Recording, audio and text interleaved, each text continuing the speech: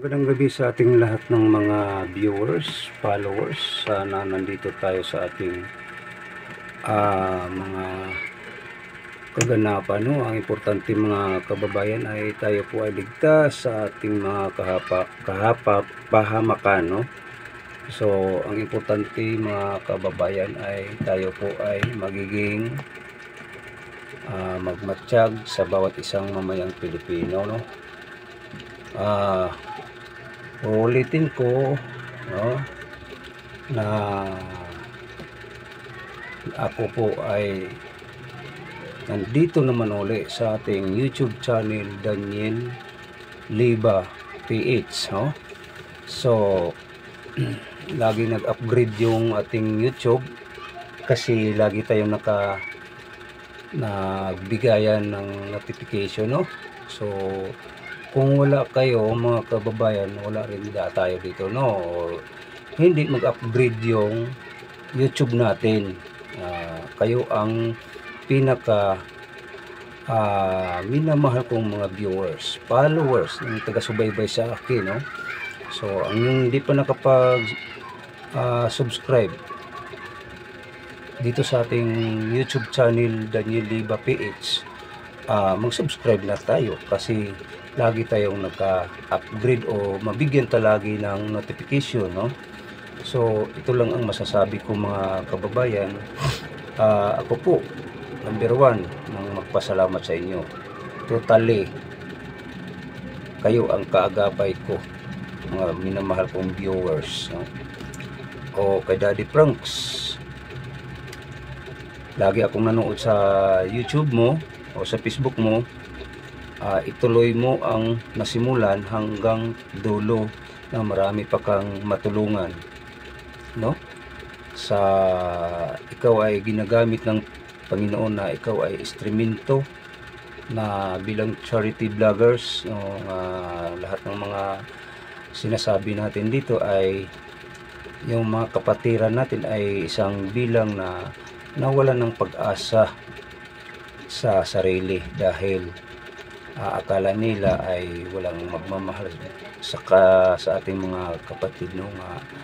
Naiisip siguro nila nga yun na yun ang ano nila, no? Wala na siguro ay pag-aasa, no?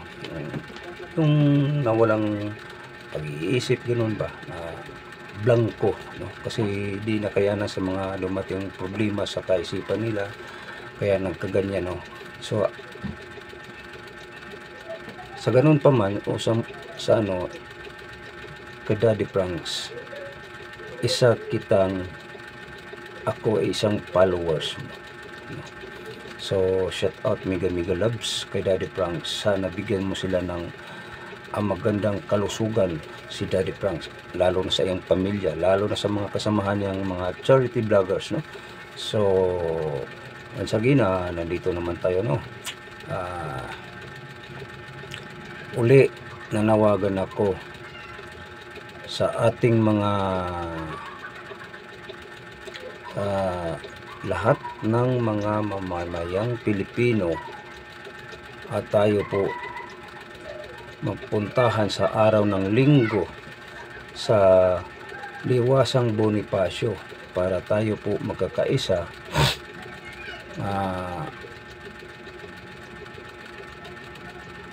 para magpatungo tayo sa sinasabing Malacanang, no? Anong gagawin natin doon sa Liwasang Bonifacio papunta ng Malacanang? Ang gagawin natin mamaya mga kababayan, naalaala natin yung una nga ang yumaong presidente si Marcos Sr. Diba pinapatalsik ay nagagawa na ang mamayang Pilipino nga patalsikin kasi hindi na magaganda ang mga gawain ni Marcos Sr. No? So revolution, EDSA revolution power, no? So lahat ng mamamayang Pilipino nagkakaisa. So ganun din dito ang gagawin natin. Kailangan magkakaisa tayo na mag-revolution, mag-ano na, EDSA 3 Revolution, no? EDSA 3 Revolution. Tayo po ay nanawagan sa lahat ng mamamayan, malibang nandoon sa ibang bansa o yung mga naiiwan dito sa ating bansa, mga kapatid nyo kung saan naman sulok ng mundo nakatira, padalhanin yung budget para lumahok sila sa ating peace rally or para sa kinabukasan sa pagbabago sa ating bansa. Kasi ang Pangulo natin ay hindi kayanan niya nga siya ang maghawak ng bilang rinda o siya ang maging timon, gabay sa ating mamayang Pilipino. Bagkus paalisin na siya natin, no? Kasi sila ang salot sa ating bayan, sila ang salot ng lipunan sa mamayang Pilipino, no? So magsama-sama tayo mga kababayan, no? EDSA Revolution 3, 3 o 4 ba yun? Basta yun, kasi may tatlong na siguro, o si pang-apat pala, no? So yun ang ating tutukan, na bilang tayo po ay isang vloggers na dinadaan lang natin dito sa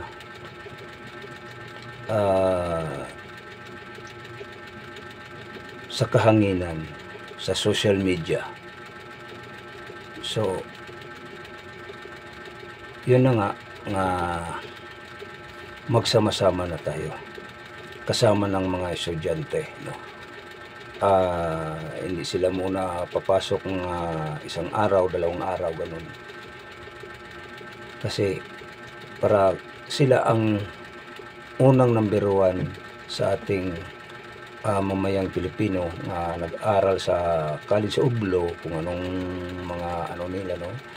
Na sila ang pinaka-importante sa mga matatanda, ang senior citizen ay isang pasawp na ang araw, palubog ang araw. Sila ay pinaka-importante na sumusunod o anong alikain sa sunod ng mga taon, sunod ng mga dumarating ng araw, buwan, taon, kung sino ilagay nilang presidente, bilang sila ay mamayan ding Pilipino.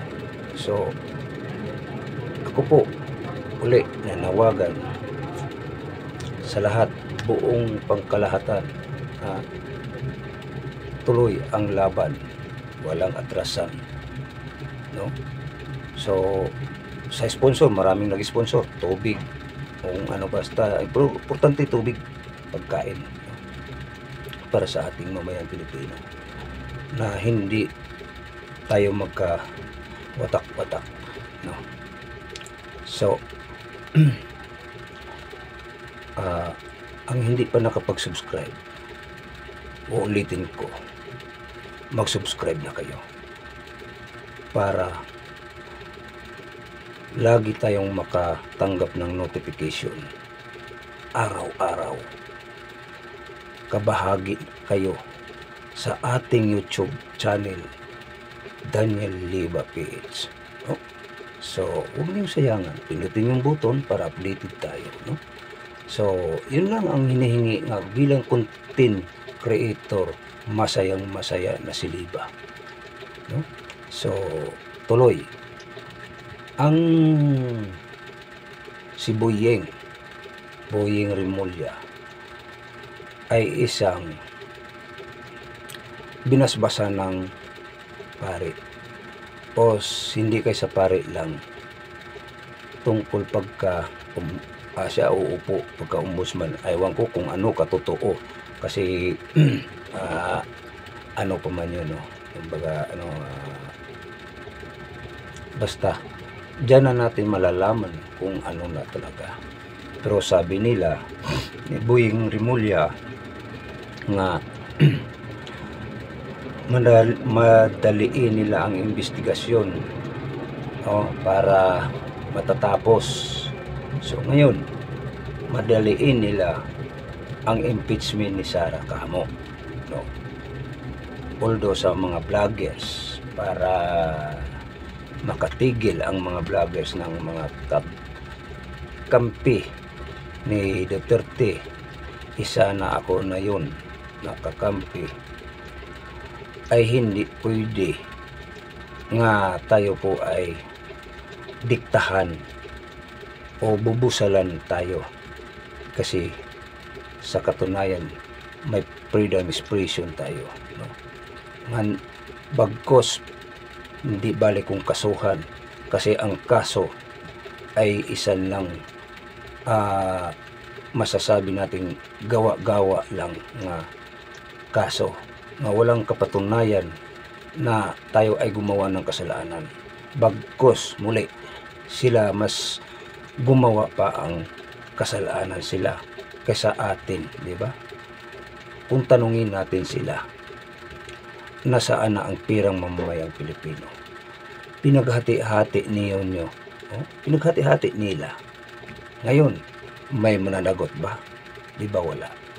May makukulong ba? Di ba wala? So, saan na ang batas? Saan ang batas ninyo? Bagkos pinakulong nyo si Duterte, pinakidnap ninyo si Duterte, dinala ninyo sa daig. Bagkos para wala kayong problema, walang babangga sa gusto nyong gagawin. Ngayon, ang mga mata sa tao, mamayang Pilipino, ay nalaman dahil sa flood control. Nasaan ang flood control? Kahit isa wala. Yun na hindi ninyo maimbestigahan, no? Lagi lang kayo Sara. Subukan nyo pag-impeach. 3 baraha kayo ay mawiwindang, mapahiya kayo sa mga matang mamayang Pilipino, no? Dahil sa kagagawa ninyo. Bagkos hindi kami dapat magsasalita sa ditong mga bagay dahil kayo po ay pinagkatiwala namin, pero bagkos kayo pa ay nangunguna sa pagnakaw sa pera ng mamayang Pilipino. Ibig sabihin, kayo po bagkos ay salot ng lipunan. Huwag kayong magturo sa anak nyo nga pangnakaw, no?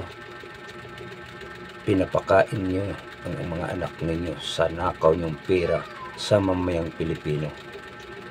Bagkos hindi mawawala ang galit ng mamamayang Pilipino dahil sa kagagawan ninyo, no? So ako ay isang bilang mamahayag, bagkos hindi ko matatakot kaming mga vlogger kung kasuhan. Kaya ang kaso, kung ikulong, wala kaming mapatunayan nga mayroon kaming kasalanan. Ang kasalanan namin, bakit nga gawan kami ng kasalanan? Kasuhan kami ng ganyan, bagkos para hindi kami makapagsalita. Ganun ang mangyayari sa ating mamayang Pilipino. Salit tayo po ipatuloy ang nasimulan hanggat dulo. Bagkos tayo ay may lakas pa na masisigaw sa mamayang Pilipino na hindi tayo matatakot kung anong hamon sa buhay natin. Bagkos nasimulan na nila, sila ang nag-umpisa, sila ang nagturo sa mamayang Pilipino nga lumalaban. So sa mamayang Pilipino, dapat magkakaisa na tayo sa Liwasang Bonifacio. na masasabi ko lang dito ay hindi tayo magkawatak-watak, hindi tayo magkahiwalay-hiwalay. Hindi kay open forum doon sa kabila, open forum sa kabila. Iisahin kung ano man ang kulay, madilawan ka, mapulahan ka, kakampi ka o kalaban ka sa politiko. Ang ating ipaglaban, isa lang ang layunin dito. Kung hindi magkakaisa, magsimula tayo sa simulang pinakauna para bagkos tayo po ay nagkakaisa, magsama-sama sa hirap at ginhawa tayo po nandirito para upang isigaw ang ating laban sa ating demokrasya. Hindi tayo papayag na mawalan tayo ng freedom of expression. Hindi tayo papayag na mawala ang ating konstitusyon. Tayo ang protektahan ng mga kasundaluhan, mga kapulisan. Bagkus tayo ay nagpapasahod sa kanila, lalo ng mga nandyan sa Malacanang. So, wala silang karapatan at tayo po ay papigilan kung ano man gagawin natin basta sa kabutihan, sa magandang kapamaraan. So, walang iba si BBM, patalsikin natin sa pwesto. Pababain natin. Bagkos panibago nating presidente. Kung ayaw nilang papayag sa hindi, ituloy ang laban natin. So, ulitin ko, ang di pa nakapag-subscribe, mag-subscribe na kayo para matanggap tayo ng notification. Shout out pala sa ating mga viewers, followers, minamahal natin mga followers. Kayo pong mga followers, viewers, kabahagi na kayo dito sa ating YouTube, So, bagkos kayo po ay nagpapaangat sa ating YouTube. Kaya kung wala kayo, hindi umaangat ang ating YouTube, na bilang tayo po ay nagtutulungan, So, hindi po tayo ay sumisigaw para sa kasamaan. Isigaw natin ang kinabukasan sa ating mamayang Pilipino, sa ating bansa, nga magbalikan na ang magandang loob kung ano ka pa mang kulay, magkakaisa tayo, So, ulitin ko, shout out sa mga DDS kong kasama, ituloy lang natin. Shout out kay Boss Mitran, retired Colonel Mitran, si mga kasamahan pa niya, mga retired personnel, shout out sa inyo. Tuloy-tuloy ang laban. Bagkos na umpisahan na natin ay tayo po walang atrasan. Maraming salamat. God bless. Mabuhay Pilipinas. Patuloy mamayang Pilipino ang paghahanap sa kinabukasan sa ating bayan. Thank you po. God bless.